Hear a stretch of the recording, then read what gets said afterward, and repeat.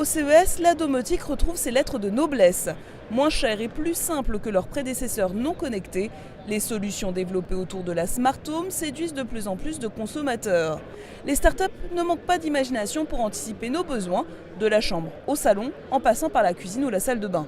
Pour se lever d'un bon pied, SensorWake a ainsi conçu un réveil qui diffuse de bonnes odeurs de croissant, café ou toast, en lieu et place de la traditionnelle sonnerie assourdissante. Le besoin des consommateurs, c'est toujours améliorer leur bien-être.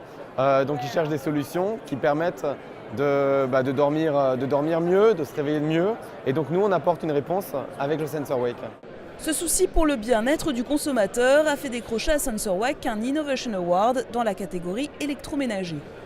Innovation Award pour Hydrao aussi, mais dans la catégorie technologie pour un monde meilleur, avec ce pommeau de douche connecté pour limiter sa consommation d'eau.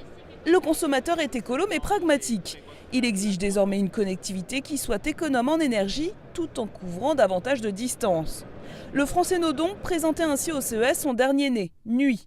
Ce simple bouton permet de piloter différents objets connectés de la maison selon un scénario décidé au préalable sur un smartphone. Nuit utilise un nouveau protocole de communication, le Bluetooth Mesh. On est une des seules entreprises à présenter ça sur le salon. On est 3 sur l'ensemble du salon. C'est du Bluetooth tel qu'on le connaît actuellement. Ça se relie à votre smartphone, à votre tablette. Sauf que là, on est en Bluetooth Mesh, donc un Bluetooth maillé, où les périphériques vont pouvoir se parler entre eux. Le fait d'être en Bluetooth nous permet de ne plus avoir de contrôleur domotique. On a une solution qui est beaucoup plus simple et qui est aussi beaucoup moins chère. Prix de vente annoncé, 29,90 €. Le spécialiste des périphériques domotiques a par ailleurs reçu un Innovation Award dans la catégorie Smart Home pour AI. Ce détecteur de fumée repère la fumée à l'extérieur de l'appareil. La détection est ainsi plus rapide, les fausses alertes moins nombreuses. Cette tendance au tout connecté a été captée par les fabricants traditionnels. LG a dévoilé son Smart ThinQ, une solution Smart Home contrôlée par un hub. Il met en relation tous les appareils électroménagers de la maison, de marque LG ou non, avec un très large panel de protocoles de communication. La voix et l'intelligence artificielle contrôlent notre environnement avec un impératif, que cela soit utile aux consommateurs.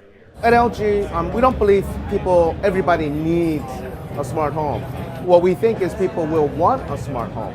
And so if it adds convenience to their lives, if it makes their life a little bit easier, a little bit higher quality, then why not?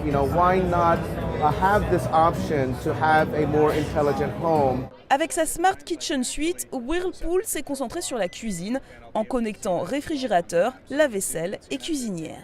For example, if I want to change the deli drawer, I can actually change the temperature on that and then save that to the appliance, and that will change. It's also very important that whatever we do to put on the appliances are enhancing what the consumer already does. So what we've done is we've taken technology and improved what the consumer is already doing in very, very simple ways. Solution Smart Home chez le chinois ailleurs également, notamment avec le Magic Mirror qui met du connecté dans la salle de bain. On a dépassé le cadre du prototype. Là, on est vraiment sur un produit qui fonctionne, que vous pourrez utiliser demain en Europe, parce que c'est un produit qui devrait arriver, je pense, d'ici 1 an et demi en Europe, où vous allez, vous le voyez, pouvoir calculer tous les jours votre poids, calculer votre température, aller pouvoir surfer sur les sites internet, également regarder une vidéo quand vous êtes dans votre bain. Face à cette offre pléthorique, les experts du secteur émettent quelques réserves. Évidemment, c'est plutôt une bonne chose d'avoir beaucoup d'innovation. Après, il y aura forcément un tri entre ce qui est gadget et ce que vraiment les clients vont vouloir adopter. C'est vrai que quand on parle de smart home, je pense qu'il y a beaucoup d'ingénieurs hommes. Je pense qu'il y a des fois beaucoup encore d'utilisatrices femmes. Il va falloir aussi voir entre les délires des ingénieurs et la réalité de la vie des gens ce qui fonctionne. Par contre, c'est vrai que voilà, en tout cas, il y a beaucoup d'essais, beaucoup d'expérimentation et quand même une vraie volonté d'interopérabilité. Mais la concurrence est rude, surtout avec les géants de l'Internet postés en embuscade. Car Google et Apple ont également mis au point leurs propres plateformes respectives. Ils pourraient d'ici quelques mois imposer leurs standards de communication et leurs écosystèmes et rafler la mise.